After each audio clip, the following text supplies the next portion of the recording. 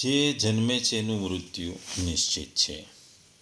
આપણે બાળક તરીકે જન્મીએ છીએ અને ધીરે ધીરે ઉંમર વધતા આપણે ઘડપણ એટલે કે ઘરડા થઈએ છીએ.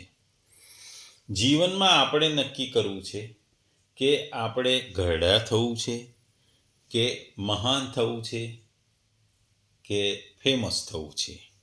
એ આપણા હાથમાં છે. ભગવદ્ ગીતાનો 6ઠ્ઠો અધ્યાય ધ્યાનયોગ આત્મસંયોગો શ્લોક 7મો. ચિત્તાત્મનઃ પ્રશાંતસ્ય પરમાત્મા સમાહિતઃ ચિત્તોષ્ણ સુખ દુઃખેષુ તથા માન અપમાનયોઃ.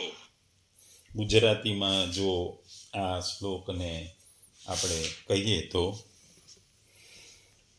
ઠંડી ગરમીમાં, સુખ દુઃખમાં તથા માન તેમજ અપમાનમાં જેના અંતઃકરણની વૃત્તિઓ સમ્યક રીતે શાંત છે એવા સ્વાધીન આત્માના મનુષ્યના જ્ઞાનમાં સચ્ચિદાનંદન પરમાત્મા સમ્યક પ્રકારે સ્થિત છે. એટલે કે જ્ઞાનમાં પરમાત્મા સિવાય બીજું કશું જ નથી. બીજા શબ્દોમાં કહીએ તો યોગીઓ કે જેમણે મન ઉપર વિજય પ્રાપ્ત કર્યો છે તેઓ ઠંડી અને ગરમી, સુખ અને દુઃખ, માન અને અપમાનની દ્વૈતતાથી ઉપર ઉઠી જાય છે. આવા યોગીઓ ભગવાનની ભક્તિમાં શાંતિમય અને અડગ હોય છે. ટૂંકમાં આ શ્લોકમાં ભગવાન 3 વસ્તુઓની વાત કરે છે: ઠંડી ગરમી, સુખ દુઃખ, માન અપમાન. અને ભગવાન ચોથી વસ્તુ એ છે કે જેણે મન પર વિજય મેળવ્યો હોય. આપણે આગળ જણાવ્યું હતું, આગલા શ્લોકમાં પણ આપણે કીધું હતું ભગવાને કે મન એ પોતાનો શત્રુ પણ છે અને પોતાનો મિત્ર પણ છે. આપણે આગળ કીધું હતું કે મન એ ખૂબ જ અઘરી વસ્તુ છે. જેણે મન અને ઇન્દ્રિયો સહિત શરીર જીતી લીધું છે તે પોતાને જ પોતાનો મિત્ર છે. એ વાતને વધુ આગળ અહીં ભગવાન જણાવે છે. મન ચંચળ છે.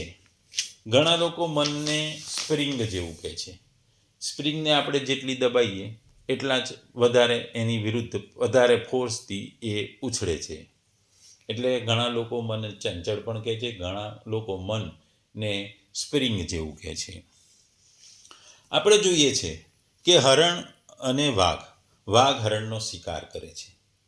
હરણ સામાન્ય રીતે 80થી 90 કિલોમીટરની ઝડપે દોડી શકે છે, જ્યારે વાઘ 60 કિલોમીટરની ઝડપે દોડતો હોય છે. છતાં વાઘ એ હરણનો શિકાર કરી દે છે. કારણ કે વાઘનું મન એકચિત્ત થઈ એને શિકાર ઉપર કેન્દ્રિત હોય છે. એને હોય છે કે મારે હરણનો શિકાર કરવાનો હોય છે. એટલે એની ગતિ હરણ કરતાં ઓછી હોવા છતાં એ હરણનો શિકાર કરે છે. જ્યારે બીજી બાજુ હરણ એ વાઘને જોઈને ગભરાઈ જાય છે. એની ગતિ વાઘ કરતાં પણ વધારે હોવા છતાં એ ગભરાઈ જાય છે અને એનું મન અસ્થિર બની જાય છે. એ અસ્થિર મનને લીધે એના મનમાં બીક પેસી જાય છે કે આ વાઘ મારો શિકાર કરી દેશે. એટલે એ દોડે તો છે પણ એ પાછળ પણ જોવાનો ટ્રાય કરે છે. એનો અસ્થિર મન એને મૃત્યુ તરફ લઈ જાય છે. એનો જે ગભરાટ છે, એની જે બીક છે, એ બીક એને મારી નાખે છે. ટૂંકમાં જીવનમાં તમારે મન ઉપર વિજય મેળવવો એ ખૂબ જ જરૂરી છે અને એ જ વસ્તુ આ શ્લોકમાં ભગવાન કહે છે. ભગવાન એ જ કહે છે કે આત્મસંયમી, આત્મનિષ્ઠ યોગી વિરોધી દ્વંદ્વો વચ્ચે અથવા ઠંડી ને ગરમી, સુખ અને દુઃખ, માન તથા અપમાનના વારાફરતી આવતા મોજા વચ્ચે મનને એકદમ સમતોલ રાખે છે. જ્યારે યોગીએ પોતાને ઇન્દ્રિયો વશ કરી લીધી હોય, બધી સ્થિતિમાં જેનું મન શાંત અને સમાહિત હોય, જ્યારે દ્વંદ્વને તેને લેશ માત્ર પણ સ્પર્શતા ના હોય, જ્યારે તે બધા જ કર્મોનો ત્યાગ કરી દીધો હોય, ત્યારે ખરેખર તે પોતે પરમાત્મા બને છે. તેને આત્મ સાક્ષાત્કાર થાય છે અને તે પોતાના માં જ રત રહે છે. તેથી તે સદા અશુદ્ધ અને સ્વસ્થ રહે છે. તેના પર દ્વંદ્વોની કોઈ અસર થતી નથી. કુદરતની પરિવર્તનશીલ સ્થિતિમાં પણ એ અવિચળ રહે છે.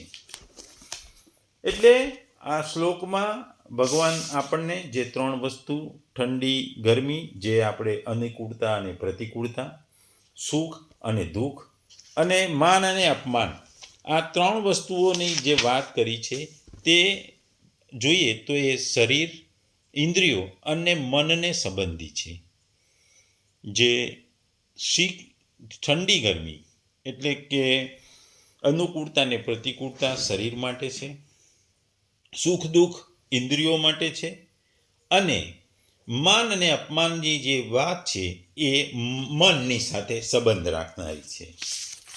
ભગવાને આગળ જે વાત કરતા કહ્યું છે કે પરમાત્મા સમાહિત, શીત ઉષ્ણ, સુખ દુઃખ અને માન અપમાન, આ 6માં પ્રશાંત અને નિર્વિકાર રહેવાથી સિદ્ધ થાય છે કે તે પરમાત્મામાં પ્રાપ્ત છે. કારણ કે અંદરથી વિલક્ષણ આનંદ મળ્યા વિના બહારના અનુકૂળતા, પ્રતિકૂળતા, સિદ્ધિ અસિદ્ધિ અને માન અપમાનને માં તે પ્રશાંત રહી શકતો નથી. તે પ્રશાંત રહેતો હોય તો તે એકરસ રહેવાવાળો વિલક્ષણ આનંદ મળી ગયો છે. એટલા માટે ગીતામાં ઠેક ઠેકાણે કહ્યું કે જે પુરુષનું મન સંભાવમાં સ્થિત છે તે પુરુષો આ જીવિત અવસ્થામાં જ સંસારને જીતી લે છે. જે લાભની પ્રાપ્તિ થતાં તેનાથી વધારે લાભ થવાનું માની જ નથી શકતો, અને જેમાં સ્થિત થતાં બહુ ભારે દુઃખથી પણ વિચલિત થઈ શકતો નહીં, વગેરે વગેરે. આ વસ્તુઓ ભગવાન કહે છે. ભગવાન કહે છે કે અહીં પરમાત્મા પદ સચ્ચિદાનંદન પરબ્રહ્મનું વાચક છે, અને સમાહિત પદથી એવું જણાવવા માંગે છે કે ઉપયુક્ત લક્ષણોવાળો મનુષ્ય માટે પરમાત્મા સદા સર્વદા અને સર્વત્ર પરિપૂર્ણ છે. બીજું, જીતાત્માન પદનો અર્થ વાપરવામાં આવે છે. એનો અર્થ ભગવાન કહે છે કે જે શરીર, ઇન્દ્રિયો, મન, બુદ્ધિ વગેરે કોઈ પણ પ્રાકૃતિક પદાર્થોની પોતાના માટે સહાય નથી લેતો, અને પ્રાકૃતિક પદાર્થો સાથે કિંચિત માત્ર પણ પોતાપણાનો સંબંધ જોડતો નથી, તેનું નામ જીતાત્મા છે. જીતાત્મા મનુષ્ય પોતાનું હિત તો કરે છે, વળી તેના દ્વારા દુનિયાનું પણ ઘણું મોટું હિત થાય છે. જીતાત્મા પદ દ્વારા શરીર, ઇન્દ્રિયો અને મનને જેણે સંપૂર્ણ પોતાને વશમાં કર્યા છે એને જીતાત્મા પણ કહે છે. આવા મનુષ્ય હંમેશા બધી જ અવસ્થાઓમાં પ્રશાંત અને નિર્વિકાર રહે છે, અને સંસાર સમુદ્રમાંથી પોતાનો ઉદ્ધાર કરી પરમાત્માને પ્રાપ્ત કરી શકે છે. તેથી તે પોતાનો મિત્ર પણ છે, અને આ ભાવ જણાવવા માટે અહીં ભગવાને જીતાત્મા શબ્દ પણ વાપર્યો છે. અહીં જે દ્વંદ્વોની ભગવાન વાત કરે છે, આગલા શ્લોકોમાં પણ આપણે કહ્યું કે જે દ્વંદ્વોમાં અચળ રહે છે, જેના ઉપર દ્વંદ્વોની કંઈ અસર નથી રહેતી, એ વસ્તુ આપણે ગીતામાં આગળ આ શ્લોકોમાં પણ ભગવાને કીધી હતી. સામાન્ય રીતે માનવીનું અવસ્થિત મન વિરોધીઓની પીડા, ગરમી અને ઠંડી, આનંદ અને પીડા, સન્માન અને અપમાનથી અસ્વસ્થ છે. વખાણની ઘડીમાં અભિમાની, શરમની ઘડીમાં ઉદાસ, આનંદની ઘડીમાં ઉત્સુક અને દુઃખની ઘડીમાં ઉદાસ. મન વિવિધ મૂડ અને જુસ્સામાં સતત ચક્રમાંથી પસાર થતું હોય છે. જીવનની પ્રત્યેક ક્ષણમાં વિચિત્ર પરિવર્તન લાવે છે. અજ્ઞાની માણસ અશાંત અને અસ્વસ્થ મનના આધિપત્ય હેઠળ જીવે છે, અને એ મૃત્યુને પામે છે. તેને ક્યારેય શાંતિ પ્રિય નથી. શાંતિ એ મનની શાંત સ્થિતિનું પરિણામ છે. જ્યારે મન અશાંત પરમાનંદ સ્થિતિમાં હોય છે ત્યારે શાંતિનો સ્વાદ જરા પણ ન હોઈ શકે. પણ ઋષિનું મન, એટલે કે અહીં જે ભગવાને વાત કરી છે કે જે સાધક છે કે ઋષિ છે એનું મન અલગ હોય છે. એ હંમેશા સંતુલિત સ્થિતિમાં હોય છે. બહારમાં ગમે તેટલા ફેરફારો થયા હોય, અને આત્માની અનંત શાંતિમાં એ હંમેશા આરામ કરે છે. જેમ પવનના નાના મોજા અને લહેરો કોઈ વિશાળ પર્વતને હલાવી શકતા નથી કે પહાડને હલાવી શકતા નથી, તેમ વિરોધીઓની જોડી મનને વશ કરેલા માણસને હલાવી શકતી નથી. એ હંમેશા આત્મામાં સ્થાપિત હોય છે, અને આત્મામાં આનંદનો આનંદ માણે છે. તેથી તે નિરંતર અભ્યાસ દ્વારા સાધકે મનને સ્થાવર સ્થિતિમાં રાખવાનું હોય છે. ટૂંકમાં અહીં મનને કંટ્રોલમાં કરવાનું છે, મનને કાબૂમાં લેવાનું છે, અને મનને જીતી લેવાની વાત કરી છે. એના માટે ભગવાન 3 વસ્તુનું જે વાત કરી છે એ ભગવાન કહે છે કે અહીં શીત અને ઉષ્ણ એને અનુકૂળતા અને પ્રતિકૂળતાના શબ્દો તરીકે જાણવું જોઈએ. કારણ કે ઠંડી અને ગરમી એ સ્પર્શેન્દ્રિયોનો વિષય છે, પણ અહીં એ વસ્તુ સ્પર્શેન્દ્રિયોની વાત નથી. અહીં ભગવાન ઠંડી અને ગરમી દ્વારા અનુકૂળતા અને પ્રતિકૂળતાની વાત કરી છે. આ શરીર માટે વપરાયેલી વસ્તુ છે. કારણ કે શરીરને કોઈ વસ્તુ અનુકૂળ આવે છે, કોઈ વસ્તુ પ્રતિકૂળ હોય છે.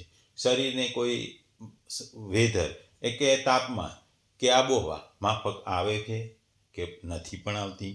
એટલા માટે ભગવાને શરીર માટે અહીં અનુકૂળતા અને પ્રતિકૂળતા શબ્દ વાપર્યો છે.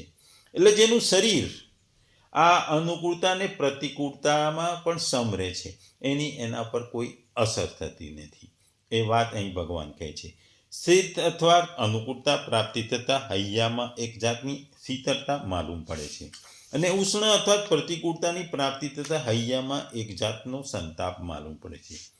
તાત્પર્ય છે કે હૈયામાં ન શીતળતા ન રહે અને ન સંતાપ રહે, પરંતુ એક સમાન શાંતિ વ્યાપી રહે. અર્થાત અનુકૂળ પ્રતિકૂળ વિષય, વસ્તુ, વ્યક્તિ, ઘટના, પરિસ્થિતિ વગેરેની પ્રાપ્તિ થતાં હૈયાની શાંતિનો ભંગ ન થાય. કારણ કે હૈયામાં જે સ્વતસિદ્ધ શાંતિ છે તેનો અનુકૂળતામાં રાજી થવાથી અને પ્રતિકૂળતામાં ઉદાસ કે નારાજ થવાથી ભંગ થઈ જાય છે. આથી શીત ઉષ્ણમાં પ્રશાંત રહેવાનો અર્થ થાય છે કે બહારથી થવાવાળા સંયોગ વિયોગની હૈયા ઉપર કોઈ પણ અસર પડતી નથી. બીજું, અહીં સુખ અને દુઃખ વસ્તુ વાપરવામાં આવી છે. સુખ દુઃખ એ ઇન્દ્રિયોના વિષયમાં ભગવાને કીધું છે, અને સુખ અને દુઃખ બબ્બે જાતના હોય છે. એક સાધારણ લોકોની દ્રષ્ટિએ જેની પાસે ધન હોય, સંપત્તિ હોય, વૈભવ હોય, સ્ત્રી પુરુષ વગેરે હોય અને ભૌતિક વસ્તુઓ ની અનુકૂળ સામગ્રી ખૂબ જ પ્રમાણમાં હોય, તે લોકોને અહીં સુખી કહેવાય છે. જેની પાસે આ બધી ભૌતિક સંપત્તિઓ નથી કે ઓછી છે અને સામગ્રીનો અભાવ છે, તે લોકો દુઃખી કહેવાય છે. બીજી ભાષામાં જો કે જેની પાસે બહારથી સુખદાયી સામગ્રી નથી તો ભોજન ક્યાંથી કરે એ નક્કી નથી, પાસે પહેરવાના કપડાં નથી, રહેવા માટે સ્થળ નથી અને સેવા કરવાવાળો નથી. એવી અવસ્થા હોવા છતાં પણ જેના મન દુઃખ સંતાપ નથી થતો અને જે કોઈ વસ્તુ, વ્યક્તિ, પરિસ્થિતિ વગેરેની આવશ્યકતાનો અનુભવ નથી કરતો, પરંતુ દરેક પરિસ્થિતિમાં બહુ પ્રસન્ન રહે છે, તે સુખી કહેવાય. પરંતુ જેની પાસે બહારની સુખદાયી સામગ્રી પૂરતી છે, ભોજન, ઉત્તમ પદાર્થો, પહેરવાના કપડાં છે, રહેવા માટે મકાન છે અને સેવા માટે કેટલાય નોકરો છે, એવી અવસ્થા હોવા છતાં પણ અંતરમાં રાત દિવસ ચિંતા રહે છે.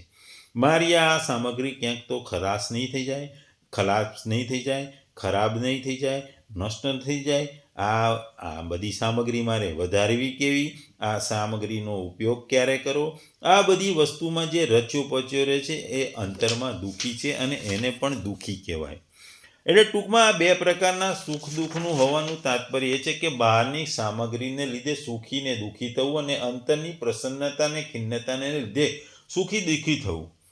એટલે કે ભગવાન અહીં કહે છે કે જ્યારે સુખ દુઃખની વાતો આવે ત્યારે સમાન થવાની વાત ભગવાન હંમેશા ગીતામાં ઠેર કરી છે. એટલા માટે એમણે દ્વંદ શબ્દ વાપર્યો છે, દ્વૈતતા શબ્દ વાપર્યો છે.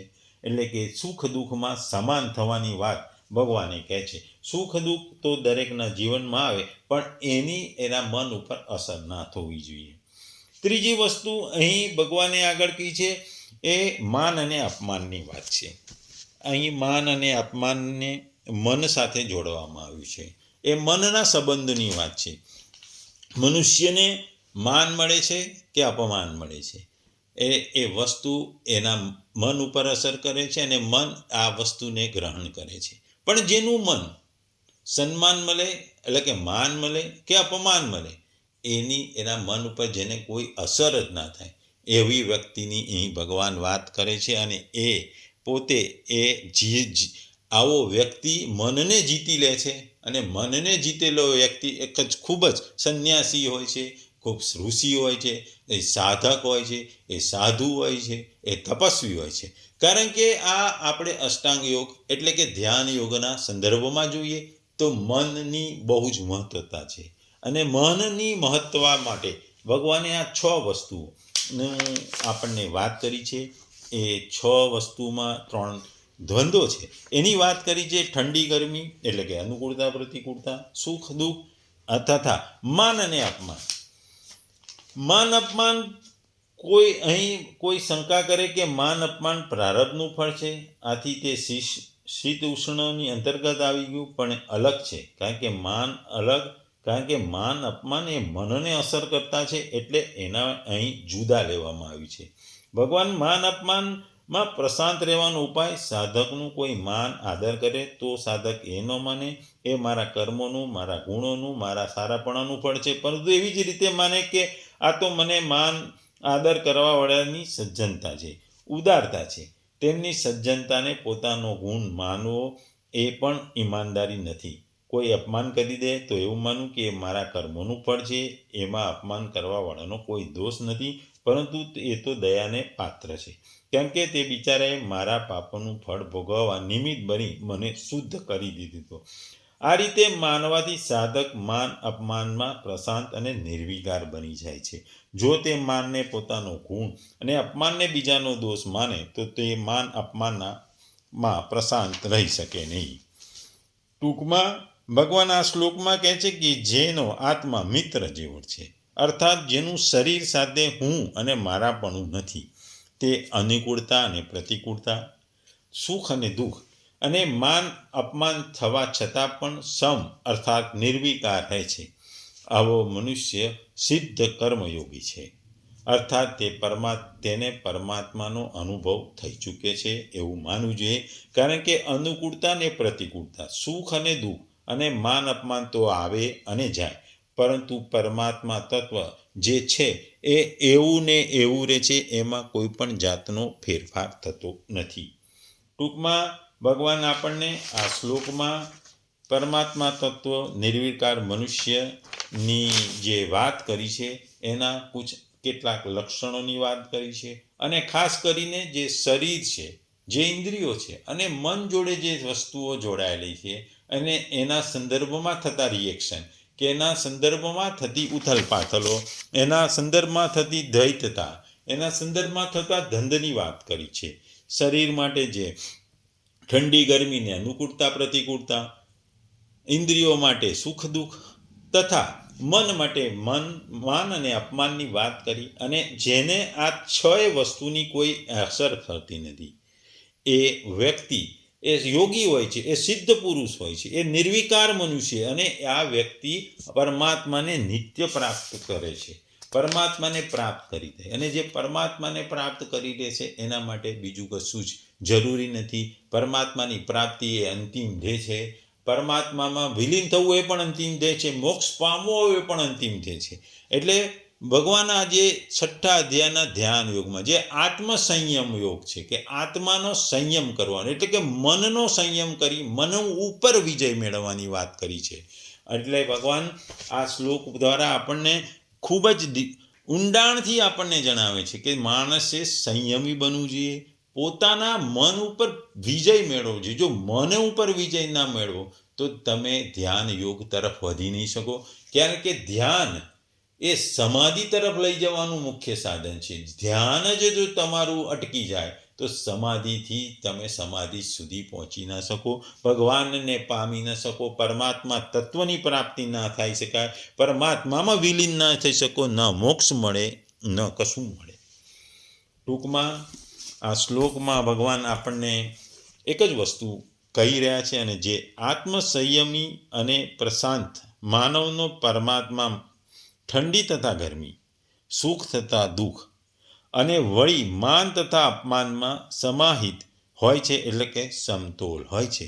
એમાં એનું કોઈ પણ રિએક્શન હોતું નથી. ઠંડી ગરમી, માન અપમાન, સુખ દુઃખમાં એ સમભાવમાં રહે છે. એ જ પરમેશ્વરને પામી શકે છે, એ ભગવાન કહે છે.